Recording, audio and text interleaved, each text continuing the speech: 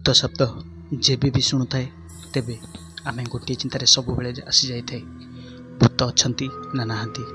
କିଛି ଲୋକ ଭୂତକୁ ବିଶ୍ୱାସ କରନ୍ତି, ଆଉ କିଛି ଲୋକ ବିଶ୍ୱାସ କରନ୍ତିନି। କିଛି ଲୋକ ଭାବନ୍ତି ହଁ ଯଦି ଭୂତ ଅଛନ୍ତି ତାହେଲେ ଦେଖାଯାଉନାହାନ୍ତି କାହିଁକି। ଆଉ କିଛି ଲୋକ ଅଛନ୍ତି ଯିଏକି ଭୂତ ଦେଖି ନାହାନ୍ତି କିନ୍ତୁ ଅନୁଭବ କରିଛନ୍ତି।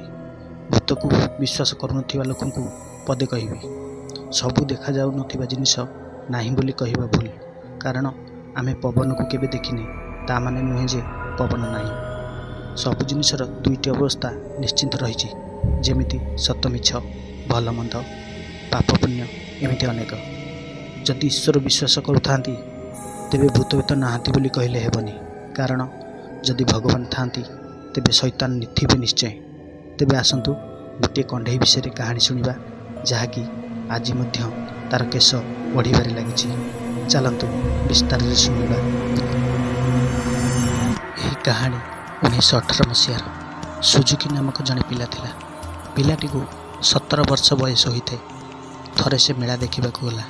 ମେଳାରେ ସବୁ ଦୋକାନ ବସିଥାଏ। ସେହି ମେଳାରେ ତାକୁ ଗୋଟେ କଣ୍ଢେଇ ପସନ୍ଦ ଆସିଗଲା। ଆଉ ସେହି କଣ୍ଢେଇକୁ ସେ କିଣି ଆଣିଲା।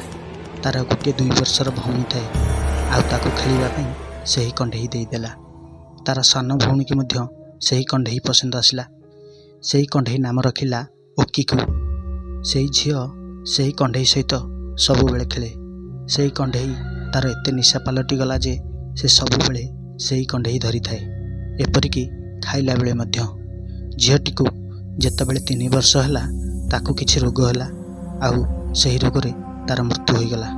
ତାର ମୃତ୍ୟୁ ପରେ ତାର ସମ୍ପର୍କରେ ଆସୁଥିବା ସମସ୍ତ ଜିନିଷ ପୋତି ଦିଆଗଲା, କିନ୍ତୁ ସେହି କଣ୍ଢେଇ ସେ ରହୁଥିବା ରୁମ୍ରେ ରଖିଦିଆଗଲା।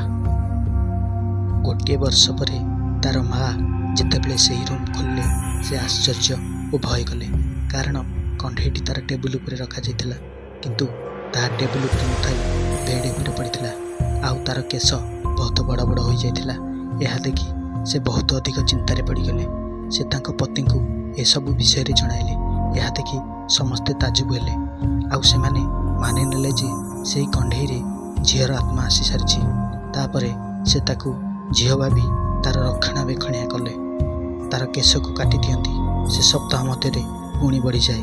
କିଛି ଦିନ ପରେ ସେମାନେ ନିଜ ଘର ବଦଳାଇ ଦେଲେ, କିନ୍ତୁ ଏଥର ସେମାନେ କଣ୍ଢେଇ ସାଥିରେ ନ ନେଇ ଜଣେ ପୂଜାରୀଙ୍କୁ ସେ କଣ୍ଢେଇ ଦେଇଦେଲେ। ଆଜି ବି ସେହି କଣ୍ଢେଇର କେଶ ବଢ଼ୁଛି। ଯେତେଥର ବଢ଼େ ତାକୁ ପୂଜାରୀ କାଟି ଦିଅନ୍ତି।